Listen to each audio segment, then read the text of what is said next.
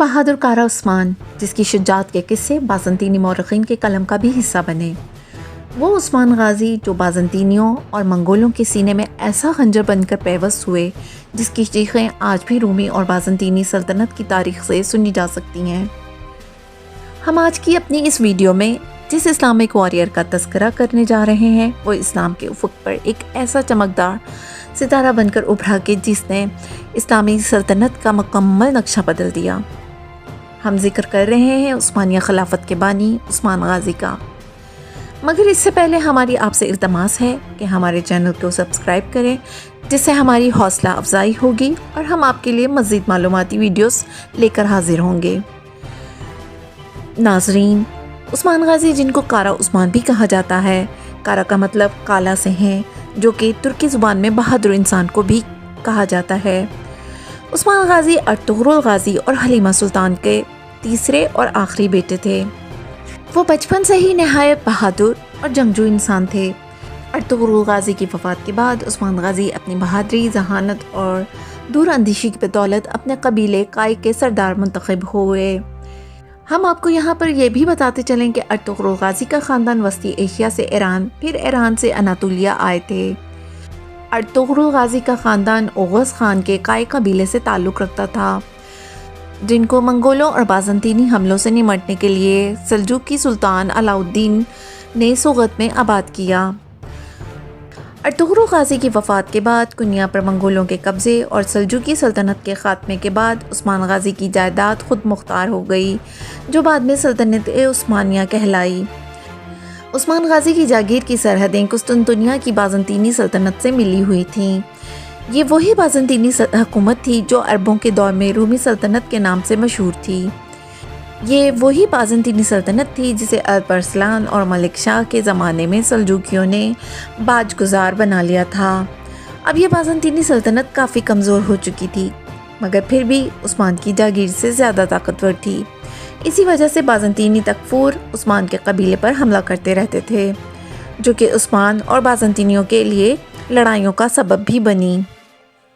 عثمان نے اپنی بہادری اور ذہانت کے بلبوتے پر کئی علاقے بھی فتح کیے اور خطے میں بازنطینی حکمرانوں کا بھرپور زور توڑا۔ مشہور بازنطینی تاریخ دان جارج پیچی میئر اپنی کتاب میں قلم بند کرتے ہیں کہ بازنطینیوں نے پہلی بار عثمان غازی کو بیفیس کی جنگ کے بعد سنجیدگی سے لیا۔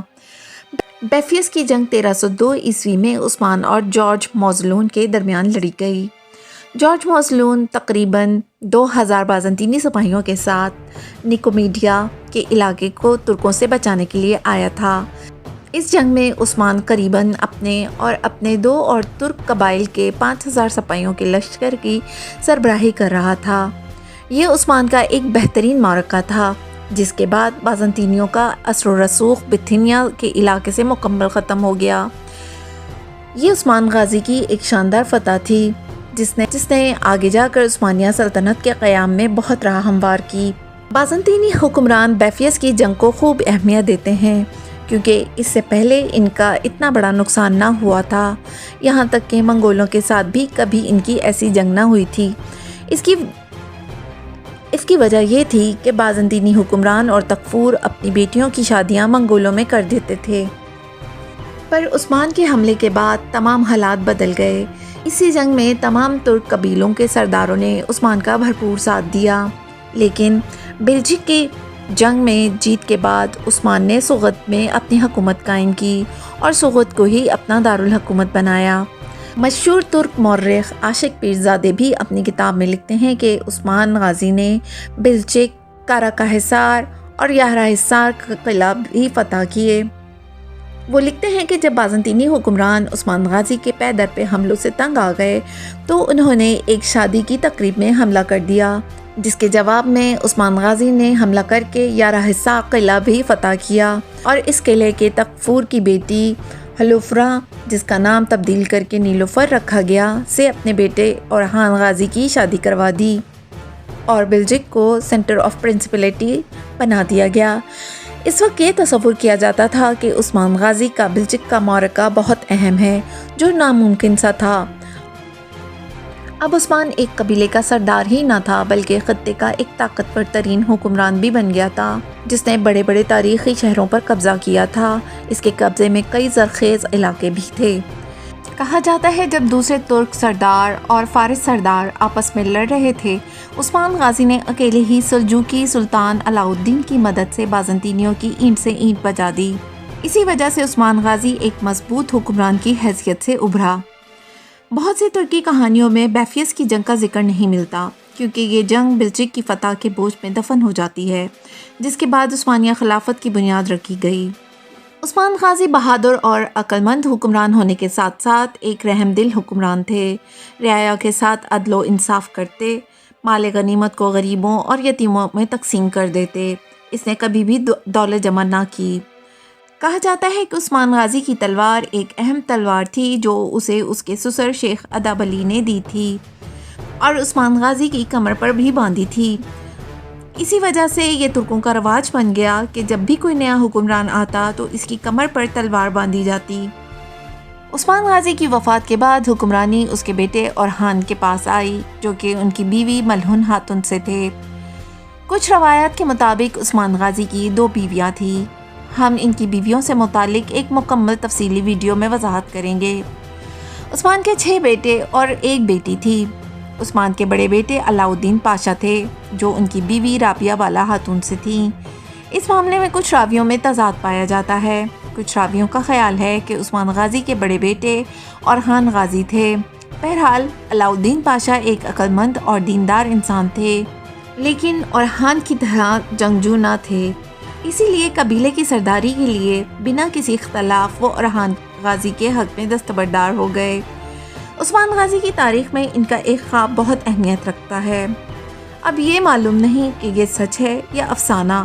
مشہور ترک تاریخ دان درویش احمد، یا جن کا قلبی نام عاشق پیرزادہ تھا، اپنی کتاب میں لکھتے ہیں کہ ایک رات وہ شیخ ادب علی کے حجرے میں سو رہے تھے۔